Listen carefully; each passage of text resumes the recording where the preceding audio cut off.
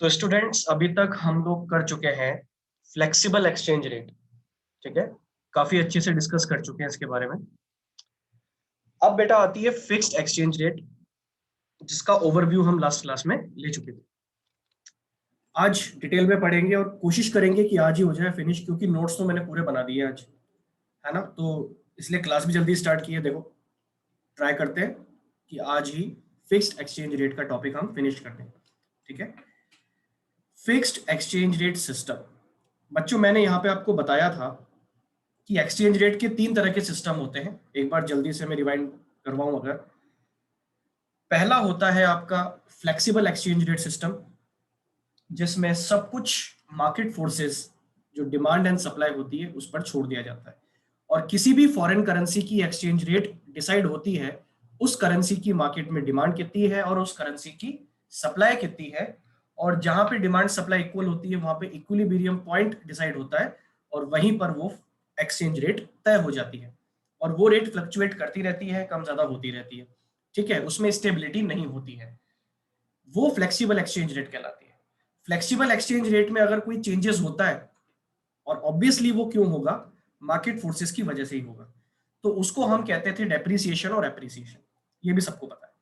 अब बेटा हम फिक्स्ड एक्सचेंज रेट पे आ गए हैं।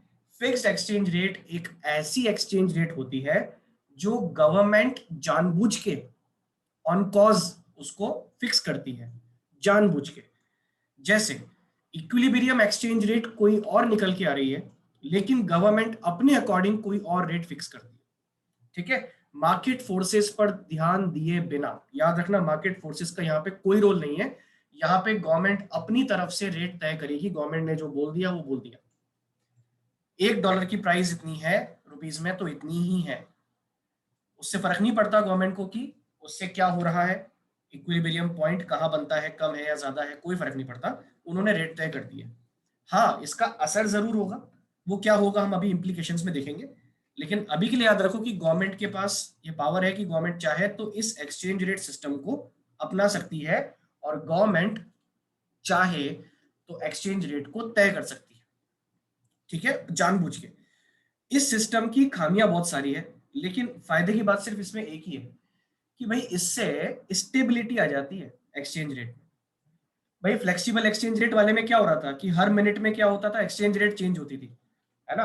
कि कभी डॉलर 70 का हो गया, फिर 70.5 का हो गया, 70.7 का हो गया, फिर 71 का हो गया, फिर कम होके 68 पे पहुंच गया।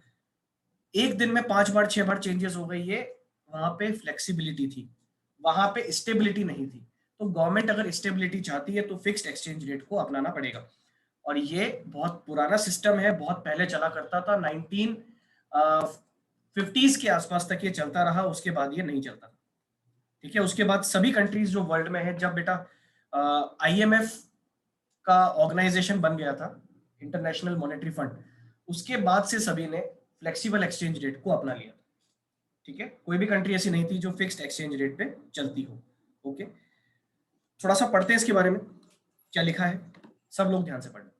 Fixed exchange rate system refers to a system in which exchange rate of a currency is fixed by government. क्या चेंज है पिछले वाली डेफिनेशन में और इसमें? वहां पे था फिक्स्ड बाय मार्केट फोर्सेस, यहाँ पे क्या है, फिक्स्ड बाय गवर्नमेंट। यहाँ पे गवर्नमेंट फिक्स करती है। Okay, the basic purpose of adopting this system is to ensure stability in foreign trade and capital. बच्चों, ये स्टेबिलिटी को इंश्योर करने के लिए गवर्नमेंट ये सिस्टम को पहले अपनाया करती थी कि भाई हमें तो फ्लक्चुएशन नहीं चाहिए यार, हमें तो क्या चाहिए, स्टेबिलिटी चाहिए। हमें ये नहीं चाहिए कि सब मौके का फायदा उठा रहे हैं या हम मौके का फायदा उठा रहे हैं, एक्सपोर्ट बढ़ रहे हैं, इंपोर्ट घट रहे हैं, क्या हो रहा है ना। गवर्नमेंट ने बोला हमें तो क्या चाहिए, स्टेबिलिटी चाहिए। Okay, stability in foreign trade, foreign trade के अंदर स्टेबिलिटी और कैपिटल मूवमेंट में स्टेबिलिटी। ओके, तो स्टेबिलिटी को इंश्योर करने के लिए इस एक्सचेंज रेट सिस्टम को अपनाया गया। सेकेंड पॉइंट, ध्यान से पढ़ना। ये पूरी जनरल नॉलेज की बातें हैं जो यहाँ पे आ रही हैं, और अल्टीमेटली इसको तुम्हें लर्न करना है।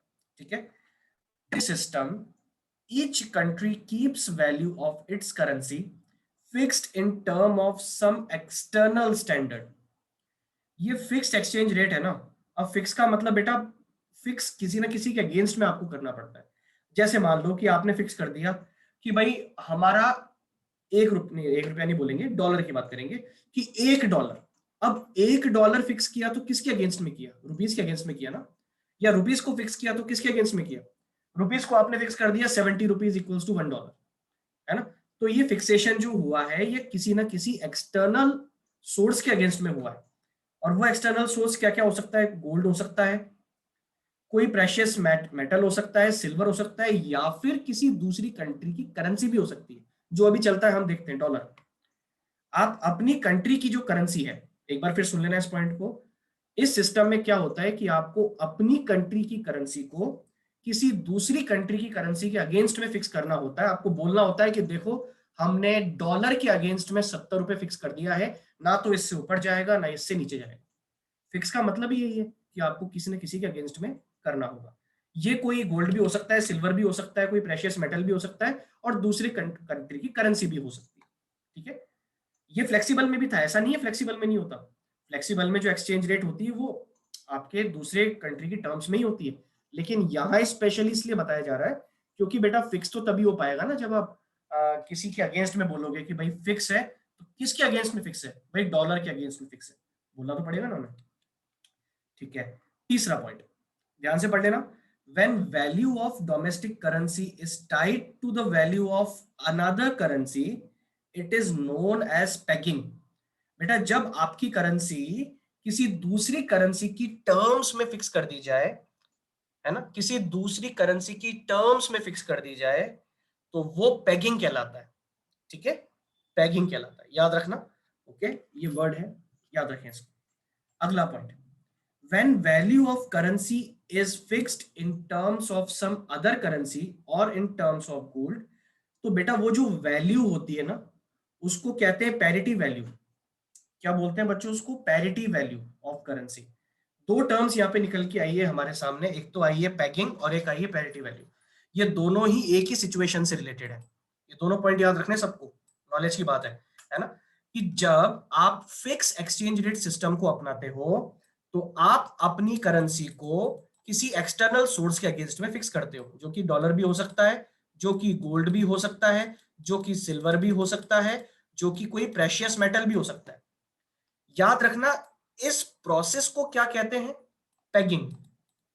ये जो फिक्सेशन का प्रोसेस है इसको पैगिंग बोलते हैं। लेकिन ये जो एक्सचेंज रेट आपने तय की है ना, ये जो वैल्यू आपने तय की है ना, जैसे आपने फिक्स कर दिया $1 इक्वल्स टू ₹70, तो ये जो ₹70 है ना ये कहलाएगी पैरिटी वैल्यू, ये याद रखना।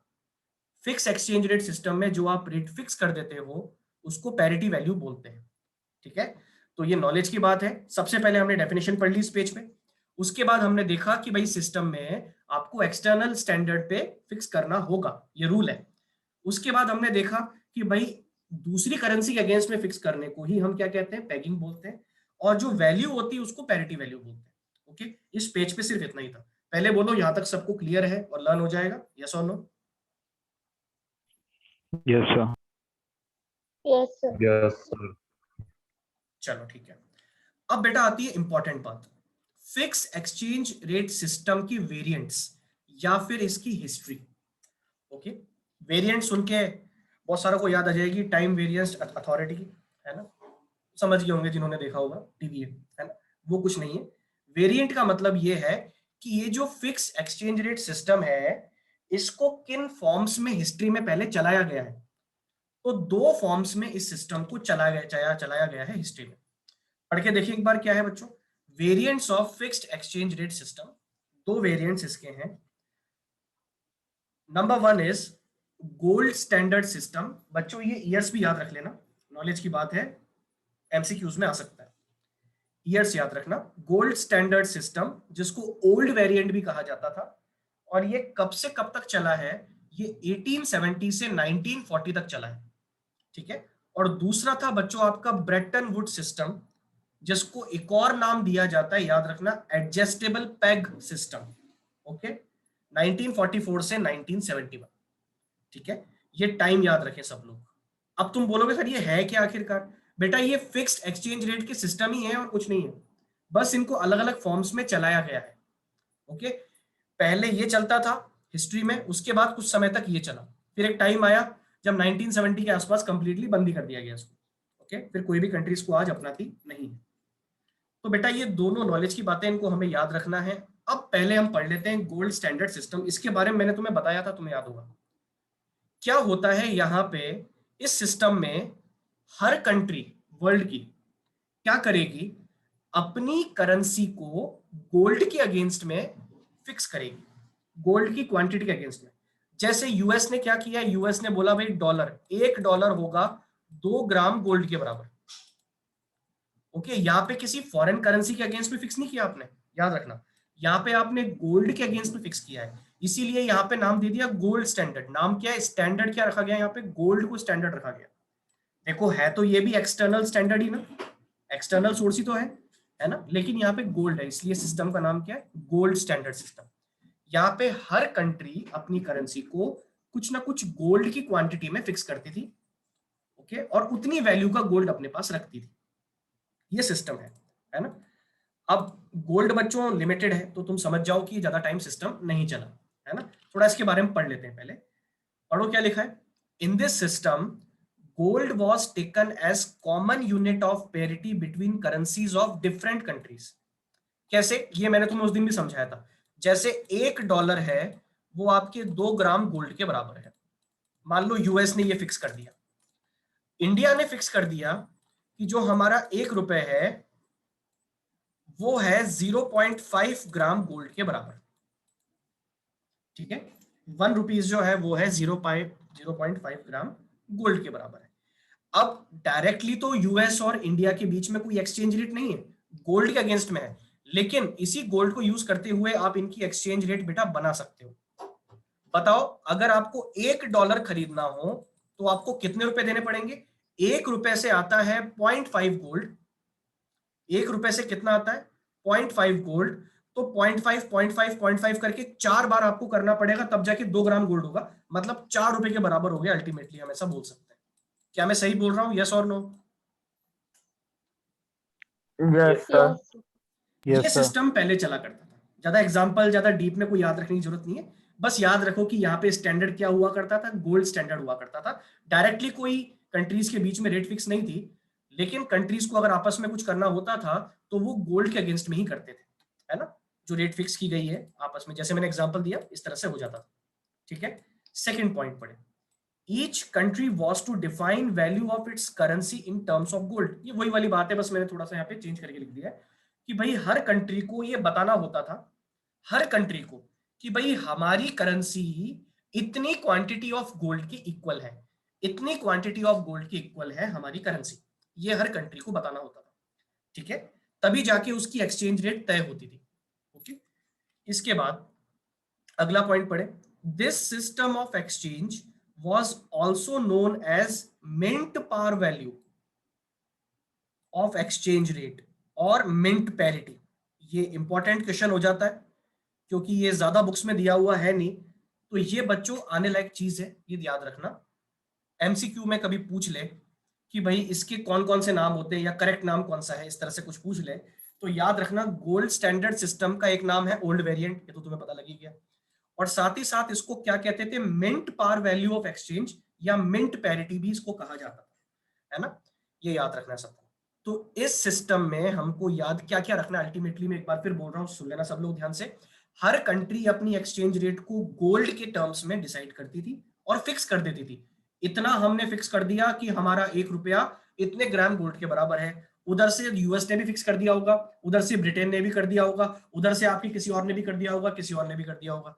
हर कंट्री ने गोल्ड के बराबर अपनी एक्सचेंज रेट को फिक्स कर दिया, जितना जितना उनके पास गोल्ड होगा उस अकॉर्डिंग उन्होंने तय कर दिया। वो कैसे होता है वो हमारे काम की चीज नहीं है, बस गोल्ड की उन्होंने अकॉर्डिंग फिक्स कर दिया है रेट को।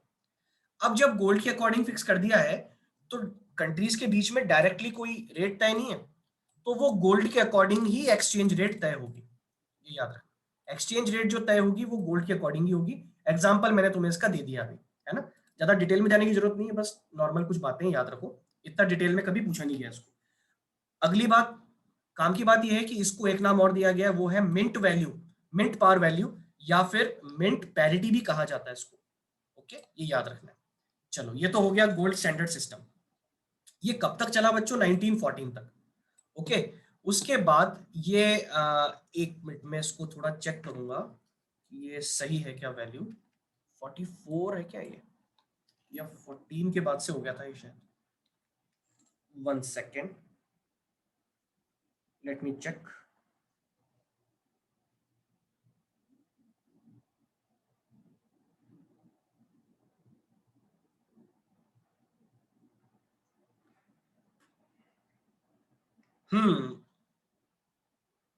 करेक्ट है, ये करेक्ट है।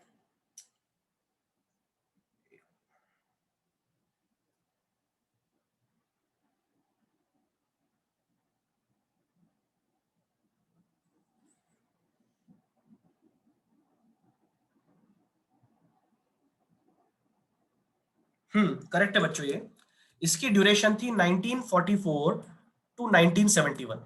और इसकी अगर मैं तुम्हें थोड़ी सी हिस्ट्री बताऊं तो बच्चों ये 1944 में ये वही ईयर है जब आईएमएफ बना था। ओके, ये वही ईयर है जब आईएमएफ बना था। तो हुआ ये था कि यूएस में एक जगह है ब्रेटन वुड्स, वहां पे एक काउंसिल बनी और उसकी फर्स्ट मीटिंग हुई जहां पे ये तय किया गया कि अब से एक्सचेंज रेट किस तरह से चलेगी, वो वहां पे फिक्स कर दिया। तो उस सिस्टम का नाम ही क्या रख दिया उन्होंने, बिकॉज मीटिंग हेल्ड हुई थी कहां पे, ब्रेटन वुड्स में, तो उस सिस्टम का नाम ही उन्होंने रख दिया ब्रेटन वुड्स सिस्टम। ठीक है, तो ब्रेटन वुड्स सिस्टम जो है, जिसका दूसरा नाम है एडजस्टेबल पैक्ट सिस्टम, ये चलता था 1944 से 1971 में। ड्यूरेशन याद रखना। अब इस सिस्टम में क्या होता था मैं आपको बताऊं, ध्यान सुनना बच्चों। गोल्ड स्टैंडर्ड में क्या हुआ था कि हर कंट्री, एवरी कंट्री अपनी करेंसी को डिफाइन करती थी इन टर्म्स ऑफ गोल्ड। लेकिन यहां पे हर कंट्री नहीं करेगी। अब ब्रेटन वुड्स में हर कंट्री नहीं करेगी। ब्रेटन वुड्स में ओनली गोल्ड में डिफाइन करेगा यूएस अपने डॉलर को। सुनना ध्यान से, ओनली एंड ओनली यूएस अपने डॉलर्स को सिर्फ डिफाइन करेगा किसमें, गोल्ड में। और जो यूएस का डॉलर है उसकी टर्म्स में बाकी कंट्रीज की करेंसी को डिफाइन किया जाएगा। मतलब गोल्ड में तो होगा यूएस डॉलर, और यूएस डॉलर की टर्म्स में होगी अदर करेंसीज। ठीक है, अगर मैं इंडिया की बात करूं तो इंडिया फिर इसमें गोल्ड में नहीं बताएगा, इंडिया बताएगा अपने रुपीस को डॉलर्स के उसमें टर्म्स में। ठीक है, लेकिन यूएस जो है वो डिसाइड करेगा कि भाई डॉलर कितने का है, तो वो किसी कंट्री के अगेंस्ट में नहीं करेगा, वो करेगा गोल्ड के अगेंस्ट में। ठीक है, ये काम की बात है। एक बार पढ़ के देखो, बात क्लियर हो जाएगी। क्या लिखा है, different currencies were pegged to one currency that is US dollar. बच्चों जितनी भी करेंसीज हैं वर्ल्ड में उन सबको पैक कर दिया गया किससे, यूएस डॉलर से। लेकिन खुद यूएस डॉलर किससे पैक्ड है, तो US dollar was assigned gold value at a fixed price. ठीक है तो ये भी फिक्स सिस्टम ही। तो फिक्स किया गया किसको, फिक्स किया गया गोल्ड के अगेंस्ट में पहले यूएस डॉलर को, फिर यूएस डॉलर के अगेंस्ट में हर कंट्री ने अपनी करेंसी को फिक्स कर दिया। ठीक है, ये एक बड़ी नॉर्मल सी बात है, सबको याद रखनी। यहां पे ओनली गोल्ड था, यहां गोल्ड के अगेंस्ट में एवरी करेंसी थी। यहां पे गोल्ड के अगेंस्ट में क्या है, ओनली यूएस डॉलर है, और उस यूएस डॉलर के अगेंस्ट में हर करेंसी है। एक चीज बढ़ गई बस, यहां पे बीच में यूएस डॉलर आ गया। ठीक है, अच्छा, gold continue to be the ultimate unit of parity between any two currencies. और यहां भी बेटा अगर अल्टीमेटली देखा जाए तो गोल्ड ही एक ऐसा साधन था, या गोल्ड ही एक ऐसी यूनिट थी जो अल्टीमेटली फिक्सेशन कर रही थी। क्योंकि अगर मैं आपसे बोलूं कि यूएस डॉलर तय हुआ है गोल्ड में, ओके, यूएस डॉलर तय हुआ है गोल्ड में, और बाकी जो कंट्री करेंसीज हैं वो तय हुई है डॉलर में, तो अल्टीमेटली कहा जाए वो भी इनडायरेक्टली गोल्ड में ही तय हुई है। तो यहाँ पे भी अल्टीमेट एक टूल जो माना गया वो किसको माना गया, गोल्ड को माना गया, ये याद रखना। ठीक है, और लास्ट पॉइंट इंपॉर्टेंट है, adjustment in the parity value. क्या सर ये यहाँ जो डॉलर की वैल्यू फिक्स की गई थी, क्या इसमें भी चेंज हो सकता था क्या? क्योंकि तुम्हारे दिमाग में एक बात आ रही होगी कि सर गोल्ड के अगेंस्ट में डॉलर को किया गया तो ये तो बड़ी खतरनाक चीज हो गई, फिर डॉलर के अगेंस्ट में हर कंट्री करेंसी है। अगर कभी यूएस चेंज कर दे, सोचो अगर कभी यूएस अपनी फिक्स रेट को चेंज कर दे तो उसका असर फिर सारी करेंसीज पे पड़ेगा, क्योंकि बाकी सब किसको फॉलो कर रहे हैं, डॉलर को। तो इसको इंश्योर करने के लिए वहां पे रूल बना दिया गया कि इन केस अगर कभी पैरिटी वैल्यू में चेंज करना हो तो तो ये सिर्फ और सिर्फ तभी पॉसिबल है जब ये अलाउ किया जाएगा आईएमएफ के द्वारा। ठीक है, पढ़ो क्या लिखा है, adjustment in parity value of currency was possible but only if allowed by IMF. ठीक है, वही पूरी हर कंट्री की रिप्रेजेंटेटिव वहां पे आएगा, वो फिक्स होगा, सब सहमत होंगे, तभी जाके यूएस चेंज करेगा। क्योंकि तुम खुद समझ जाओ, यूएस चेंज कर रहा है, इसका मतलब हर करेंसी में चेंज हो जाएगा, तो इतना आसान नहीं है। यहाँ पे शर्त रख दी गई कि भाई आईएमएफ की क्या लेनी पड़ेगी आपको, पहले परमिशन, और जब सब मान जाएंगे तभी ये चीज होगी, वरना नहीं। ठीक है, तो हमने क्या पढ़ लिया ब्रेटन वुड्स में? पहला पॉइंट, पहला नहीं एक्चुअली बोलूंगा, इन दोनों पॉइंट को एक साथ याद रखना। ब्रेटन वुड्स सिस्टम में ये दोनों पॉइंट फॉलो होते थे। कौन कौन से? कि यूएस डॉलर के अगेंस्ट में हर करेंसी को सेट किया गया, और खुद यूएस डॉलर को सेट किया गया गोल्ड के अगेंस्ट में। ठीक है, ये याद रखना। उसके बाद अगले पॉइंट में हमने देखा कि अल्टीमेटली पिछले वाले सिस्टम में भी और इसमें भी अभी gold he ultimate unit of parity चल रहा है। पिछले सिस्टम में भी वही था, यहाँ पे भी वही है, गोल्ड का महत्व बहुत ज्यादा था। उसके बाद लास्ट पॉइंट हमने पढ़ा कि अगर कोई भी आप अगर यूएस डॉलर चाहेगा, अगर यूएस चाहेगा कि अपने डॉलर की वैल्यू में चेंज करे अगेंस्ट गोल्ड, तो इतना आसान नहीं है। आपको पहले क्या लेना होगा, आईएमएफ से परमिशन लेनी होगी, तभी आपको करना होगा। ठीक है बेटा, यहां तक ये था प्योर लर्निंग मैटर, समझने का ज्यादा कुछ था नहीं। ठीक है, अभी तक हमने क्या देख लिया? अभी तक हम लोगों ने देख लिया है, ये देखो, फिक्स एक्सचेंज रेट सिस्टम क्या होता है। ओके, इस सिस्टम में किसी एक्सटर्नल स्टैंडर्ड के अगेंस्ट में फिक्स किया जाता है हर कंट्री करेंसी को, जो कि गोल्ड भी हो सकता है, कोई दूसरी कंट्री करेंसी भी हो सकती है, सिल्वर भी हो सकता है ना। उसके बाद हमने पढ़ा कि किसी कंट्री करेंसी को दूसरी करेंसी से बांध देना पैगिंग कहलाता है। ओके, और जिस वैल्यू के अगेंस्ट में बांधा गया है उस वैल्यू को हम कहते हैं पैरिटी वैल्यू। उसके बाद बेटा हमने देखा दो वेरिएंट्स हम देखते हैं हिस्ट्री जब उठा के देखते हैं। फिक्स एक्सचेंज रेट की हिस्ट्री में आपको दो तरह के सिस्टम दिखाई देते हैं। पहला दिखाई देता है गोल्ड स्टैंडर्ड सिस्टम, जो चलता था 1870 से 1914। उसके बाद 1944 से 1971 तक ब्रेटन वुड सिस्टम चला करता था। ठीक है, और दोनों की काम की बातें हमने देख ली है, बस इतना इतना याद रखना है। ये भी मैं बोल रहा हूं आपको, मोर देन सफिशिएंट है जो हम पढ़ रहे हैं, इससे ज्यादा किसी काम का नहीं। क्या सभी को यहाँ तक क्लियर है हिस्ट्री वगैरह? यस और नो? लर्न करने का बेटा। Yes sir. Yes, sir. Yes sir. Yes sir. Sir, yes sir. Okay बेटा, सर हाँ बोलो आयुष। सर 1870 से 1904 तक तो वो गोल्ड स्टैंडर्ड सिस्टम था, और 1944 से 1971 तक ब्रेटन वुड सिस्टम था। तो इन दोनों के बीच में क्या था सर? इफेक्टिवली गोल्ड ही चल रहा था उस टाइम, है ना। इफेक्टिवली 1940 तक चलता था ये, लेकिन इसके बाद क्या है कि लोगों ने इसको थोड़ा इग्नोर करना स्टार्ट कर दिया कि यार ये सिस्टम की कुछ कमियां हैं, है ना। क्योंकि देखो गोल्ड एक ऐसी चीज है जो बहुत लिमिटेड है, और हर कंट्री अपने गोल्ड के स्टॉक को बिल्कुल बना के हमेशा रख नहीं सकती है, ये फैक्ट है। जैसे जैसे आपकी पॉपुलेशन बढ़ेगी ना, वैसे वैसे आपके गोल्ड में कमी आती जाएगी, ये एक फैक्ट है। ठीक है, तो इसीलिए ये सिस्टम इफेक्टिव नहीं था, चलता यही था लेकिन इफेक्टिव नहीं था। ओके, फिर ब्रेटन वुड चला 1944 से 71, फिर उसके बाद से सब कंट्रीज ने फ्लेक्सिबल को अपना लिया। ठीक है, क्लियर है बात? Yes sir. Yes sir.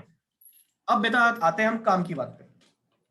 काम का टॉपिक, ये तो हिस्ट्री थी, आ जाए तो भी ठीक, इसमें से नहीं आए तो भी ठीक, पढ़ना हमको सब है, छुड़वाऊंगा मैं तुमको एक अक्षर भी नहीं, मैक्सिमम पढ़ेंगे, कुछ भी आ जाए यार, क्या पता कुछ भी पूछ ले।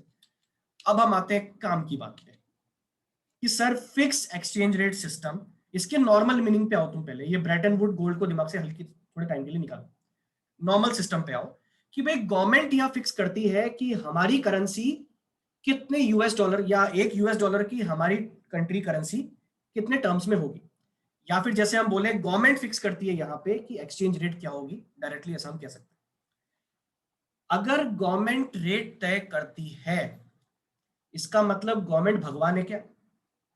नहीं, गवर्नमेंट भगवान नहीं है। क्यों?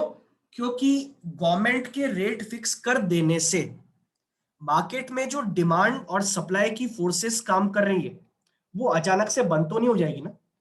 डिमांड सप्लाई तो एग्जिस्ट करेंगे ना, और बेटा जब डिमांड सप्लाई एग्जिस्ट करेंगे तो उसकी वजह से इक्विलिब्रियम पॉइंट भी बनेगा, और जब इक्विलिब्रियम पॉइंट बनेगा तो एक्सचेंज रेट की एक पार जो रेट होती है इक्विलिब्रियम रेट, वो आपको दिमाग में होगी, गवर्नमेंट के दिमाग में भी होगी, गवर्नमेंट को दिमाग में होगा हल्का सा कि यार अभी जो कायदे से जो रेट चलनी चाहिए वो चलनी चाहिए $1 इक्वल्स टू 70 रुपीज, लेकिन हम रिस्क लेकर के इसको कर रहे हैं चेंज, हम कर रहे हैं या तो ज्यादा या कर रहे हैं कम। ठीक है, तो याद रखें मार्केट फोर्सेस गायब नहीं हुई है मार्केट से, वो है, एग्जिस्टेंस में है, बस गवर्नमेंट उसको ध्यान दिए बिना क्या कर रही है, रेट को फिक्स कर रही है। लेकिन इसके कॉन्सिक्वेंसेस भी होते हैं, अभी हम देखेंगे 2 असर इसके होते हैं। तो टॉपिक है impact of change in fixed foreign exchange rate. क्या इंपैक्ट होता है अगर फॉरेन एक्सचेंज रेट को फिक्स कर देती है गवर्नमेंट। ठीक है, पढ़ो बेटा यहाँ पे। अब ऑब्वियसली तुम यहाँ समझ जाओ मैं किसके अगेंस्ट में बात करूंगा बच्चों। यहाँ जो बात होगी वो होगी इक्विलिब्रियम एक्सचेंज रेट में, कि भाई इक्विलिब्रियम की रेट तो ये है, गवर्नमेंट को रूल के अकॉर्डिंग तो ये रखना चाहिए, लेकिन गवर्नमेंट फिक्स कर रही है तो गवर्नमेंट या तो उस रेट से ज्यादा करेगी या उस रेट से कम करेगी। बेटा जैसे आपका ये ग्राफ है, ये आपके मार्केट फोर्सेस जहां पे कट हुई है, ये इक्विलिब्रियम पॉइंट है, और यहाँ पे आपकी एक्सचेंज रेट तय हो गई है $1 इक्वल्स टू 70 रुपीज। अब गवर्नमेंट के दिमाग में ये है कि रेट तो यही होनी चाहिए मार्केट के अकॉर्डिंग, लेकिन अगर गवर्नमेंट रिस्क लेकर के इससे ज्यादा या इससे कम रेट तय करती है जानबूझ के, तो यही है जो हम यहाँ पे पढ़ रहे हैं, impact of change in fixed foreign exchange rate. 2 impact हो सकते हैं बच्चों, मैंने आपको बताया था लास्ट क्लास में भी, क्या कि अगर गवर्नमेंट फॉरेन एक्सचेंज रेट को बढ़ा दे जानबूझ करके तो ये हो जाता है डीवैल्यूएशन, और अगर गवर्नमेंट जानबूझ के फॉरेन एक्सचेंज रेट को कम कर दे तो ये हो जाता है बच्चों आपका रीवैल्यूएशन। ठीक है, devaluation and revaluation, these are 2 situations. This can happen if government lowers or higher the equilibrium exchange rate. अगर गवर्नमेंट सेट करती है इक्विलिब्रियम से ज्यादा तो डिवैल्यूएशन, कम करती है तो रिवैल्यूएशन। ठीक है, अब सभी लोग ध्यान से देखना, एक बार पढ़ लो इसको फिर हम ग्राफ पे आते हैं। फिक्स्ड एक्सचेंज रेट, ये 2 बार क्यों आया भाई, 1 मिनट, टाइपिंग मिस्टेक हो गई, इंसान की गलती, चलो इसको हटाएं। Fixed exchange rate is said to be fixed when it is set and maintained by government. बेटा इसको फिक्स क्यों बोलते हैं हम, क्योंकि इसको सेट और मेंटेन किया जाता है गवर्नमेंट सेट करती है इसको at a particular level. The government में set it at a level of higher और lower than the equilibrium exchange rate. Equilibrium rate अपने आप में है, भले आपको वो दिख नहीं रही है लेकिन मार्केट में है, गवर्नमेंट या तो उससे ज्यादा पे सेट करती है रेट को या उससे कम पे सेट करती है, as determined by market forces of demand and supply. ठीक है, याद रखें गवर्नमेंट 2 ही काम कर सकती है, या तो इक्विलिब्रियम एक्सचेंज रेट से ज्यादा पे तय करेगी या फिर इक्विलिब्रियम एक्सचेंज रेट से कम पे तय करेगी। ठीक है, अब बेटा मैं जो आपको ग्राफ दिखाने वाला हूं यहां से सारी बातें क्लियर हो जाएगी, बस सभी लोग बिल्कुल कंसंट्रेशन से ध्यान से देखना, है ना, बात क्लियर हो जाएगी। ये हमारा एक बड़ा नॉर्मल सा डायग्राम है जिसको हम जानते हैं, ओके, और ये इक्विलिब्रियम पॉइंट यहाँ पे तय हो रखा है जिसको मैंने ई पॉइंट नाम दिया है, और यहीं पे आपकी एक्सचेंज रेट भी तय हो रखी है बच्चों, और ये है $1 इक्वल्स टू 70 रुपीज। ठीक है, $1 इक्वल्स टू 70 रुपीज। मार्केट के अकॉर्डिंग एक्सचेंज रेट ये होनी चाहिए, शब्दों पे ध्यान देना, मार्केट के अकॉर्डिंग एक्सचेंज रेट ये होनी चाहिए, लेकिन गवर्नमेंट ने क्या किया, पहला रिजल्ट हम देखते हैं, गवर्नमेंट ने बढ़ा दी एक्सचेंज रेट, गवर्नमेंट ने R से एक्सचेंज रेट को कर दिया R1, मतलब गवर्नमेंट ने एक्सचेंज रेट को बढ़ा दिया $1 इक्वल्स टू 80 रुपीज। अब तुम लोग मुझे आंसर दो, गवर्नमेंट ने एक्सचेंज रेट तो बढ़ा दी है लेकिन अपनी करेंसी की वैल्यू क्या कर दी है, ज्यादा या कम? सर कम कर दी है, वैल्यू हमारी रुपीस की कम हो गई, यहाँ पे ऐसा हम बोलेंगे, रुपीस की वैल्यू कम हो गई है, एक्सचेंज रेट बढ़ गई है लेकिन वैल्यू कम हो गई है, याद रखना। इसीलिए इस सिचुएशन को हम कहते हैं डीवैल्यूएशन। क्या बोलेंगे बच्चों इसको, डीवैल्यूएशन, याद रखना, this situation is called devaluation. इसकी डेफिनेशन देनी हो तो क्या दोगे, वैसे भी लिखी हुई आगे पढ़ेंगे हम लोग। When government deliberately highers the exchange rate या set the exchange rate higher than equilibrium exchange rate, कि जब गवर्नमेंट जानबूझ के इक्विलिब्रियम रेट से ज्यादा पे फिक्स करती है एक्सचेंज रेट को, इसका मतलब एक्सचेंज रेट तो बढ़ रही है लेकिन वैल्यू कम हो रही है, और जब वैल्यू कम हो रही है तो इसी को बोलेंगे बच्चों हम डीवैल्यूएशन। याद रखो मैं इसको कंपेयर करूंगा डेप्रीसिएशन से। डेप्रीसिएशन भी यही था। तुम बोलोगे सर वहां भी तो 70 से 80 होता था। बेटा डेफिनेटली डेप्रीसिएशन भी सेम था, लेकिन डेप्रीसिएशन का जो इवेंट है वो ऑटोमेटिकली होने वाला था। यहां पे जानबूझ के ये चीज की जा रही है, इसलिए इसको हम कहते हैं डिवैल्यूएशन। यहाँ पे गवर्नमेंट करती है। वहां पे जो एक्सचेंज रेट बढ़ती थी ना, जहां हम पढ़ के आए फ्लेक्सिबल में, वो मार्केट फोर्सेस से बढ़ती थी, इसीलिए उसको हम बोलते थे डेप्रीसिएशन। यहाँ पे गवर्नमेंट कर रही है ना जानबूझ के, इसीलिए हम इसको बोलेंगे डिवैल्यूएशन। ठीक है, शब्द शब्द का फर्क है। दूसरी सिचुएशन, अगर एक्सचेंज रेट को कम पे तय किया जाए, जैसे $1 इक्वल्स टू 60, इसका मतलब आपने जानबूझ के अपनी करेंसी की वैल्यू को बढ़ा दिया है। वैल्यू बढ़ा दी, एक्सचेंज रेट कम कर दी है लेकिन वैल्यू बढ़ा दी आपने रुपीस को अब महंगा किया है थोड़ा सा। इस सिचुएशन को कहते हैं बच्चों रीवैल्यूएशन। क्या कहते हैं? रीवैल्यूएशन। अब अगर जो तुम्हें दिख रहा होगा बच्चों, यहां पे कुछ सिचुएशन क्रिएट हो गई है, और यहीं से मैं तुम्हें समझाने वाला हूं इंप्लीकेशन इसका, जो कि बड़ा आसान है, बस तुम्हें बहुत ध्यान से देखना होगा। जो ध्यान से नहीं देखेगा उसके उड़ जाएगा ऊपर से, फिर मेरे से मत बोलना। जब गवर्नमेंट ने, मैं इसको पीछे लेके जाता हूं वापस। बेटा जब गवर्नमेंट ने एक्सचेंज रेट को सेट किया है हायर, तो मुझे बताओ कि एक्सचेंज रेट ज्यादा करने से आपकी डिमांड क्या हो गई है? डिमांड हो गई है कम, और उसकी वजह से सप्लाई हो गई है ज्यादा। तो मुझे बताओ इस सिचुएशन को क्या कहा जाएगा? इस सिचुएशन को हम बोलेंगे एक्सेस सप्लाई। क्या बोलेंगे इसको? Excess supply. और ये सिचुएशन अच्छी नहीं है। पता है क्यों अच्छी नहीं है? गवर्नमेंट ने अभी तो रेट फिक्स कर दी कि चलो हम फिक्स कर देते हैं, और हमने 80 कर दिया है, $1 इक्वल्स टू 80 रुपीज। लेकिन बच्चों इस 80 को करने की वजह से आपकी इकोनॉमी पे क्या इफेक्ट आएगा? जरा सोचो ध्यान से कि आपके यहाँ पे अब डिमांड जो है वो कम हो जाएगी, क्योंकि डॉलर महंगा हो गया है। डॉलर महंगा हो गया ना डिवैल्यूएशन से, 70 से 80 हो गया, डॉलर महंगा हो गया है, इसलिए डिमांड कम हो जाएगी और सप्लाई बढ़ जाएगी। और जब सप्लाई मार्केट में बढ़ जाएगी, सोचो सप्लाई बढ़ गई है, सप्लाई बढ़ने की वजह से इन्फ्लेशन बढ़ जाएगा, और बच्चों सिचुएशन ऐसी आएगी कि वापस से इक्विलिब्रियम एक फिक्स हो जाएगा और रेट कुछ और तय हो जाएगी, और गवर्नमेंट का जो पर्पस था ना फिक्स करने का, वो पर्पस सर्व नहीं हो पाएगा। तो गवर्नमेंट को क्या करना होगा?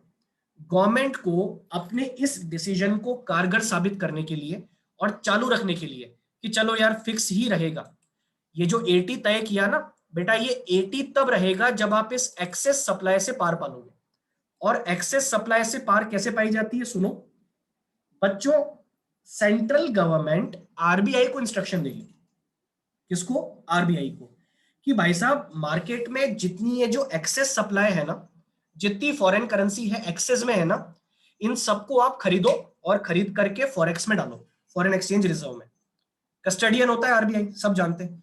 तो सेंट्रल गवर्नमेंट इंस्ट्रक्शन देती है कि भाई जितनी भी एक्सेस सप्लाई है उसको एब्जॉर्ब कर लो। उसको एब्जॉर्ब करने से क्या होगा? एक्सेस सप्लाई खत्म हो जाएगी, और ये जो आपने सेट किया है ना 80 रुपीज, ये सेट रहेगा, ये चेंज नहीं होगा, ये सेट हो जाएगा यहाँ पे। ठीक है। दूसरी सिचुएशन, अगर मान लो कि एक्सचेंज रेट आपने कम कर दी, अब यहां पे अगर तुम देखोगे तो बच्चों डिमांड कर्व देखो, डिमांड बढ़ गई और सप्लाई कम हो गई। तो इस सिचुएशन को तुम क्या बोलोगे? Excess demand. मतलब अब आपका रुपया महंगा हो गया है, तो अब लोग ज्यादा डिमांड करेंगे डॉलर की, क्योंकि डॉलर सस्ता हो गया ना, तो लोग ज्यादा डिमांड करेंगे, तो डिमांड तो बढ़ गई, लेकिन सप्लाई कम हो जाएगी क्योंकि सप्लायर्स देना चाहेंगे नहीं। तो इस एक्सेस डिमांड को पूरा भी गवर्नमेंट को करना होगा, नहीं तो वापस से ये इक्विलिब्रियम रेट पे आ जाएगा और गवर्नमेंट का पर्पस सर्व नहीं हो पाएगा। तो इस एक्सेस डिमांड से कैसे पार पाएगी गवर्नमेंट? गवर्नमेंट आरबीआई को इंस्ट्रक्शन देगी कि आरबीआई वाले भाई साहब, अब आप जो एक्सेस डिमांड जितनी है उतना फॉरेन करेंसी को परचेज करो, और परचेज करके सर्कुलेशन में लाओ, ताकि इस एक्सेस डिमांड को हम पूरा कर सकें। फिर सुन लो, एक्सेस सप्लाई होती है तो गवर्नमेंट क्या कहती है आरबीआई से? कि आरबीआई को एब्जॉर्ब कर लो। और एक्सेस डिमांड होती है तो क्या बोलती है गवर्नमेंट? कि आरबीआई वाले भैया जरा इसको एक्सेस डिमांड को पूरा कर दो। दोनों केस में आपको प्रॉपर मेंटेन करके रखना होगा अपना फॉरेन एक्सचेंज रिजर्व। ठीक है, एक बार देख लें ये सिचुएशन। ऊपर वाली सिचुएशन को बोलेंगे एक्सेस सप्लाई, नीचे वाली को बोलेंगे एक्सेस डिमांड। ये सिर्फ मैंने समझाया है, आगे लिखा भी हुआ है, तो इसको हम पढ़ लेते हैं। बच्चों मीटिंग का टाइम पूरा हो रहा है, फटाफट जल्दी से सब लोग आ जाओ, रिज्वाइन कर लो। 10 मिनट्स का बाकी है बस, है ना, ज्यादा नहीं बच रहा है, फटाफट आ जाओ।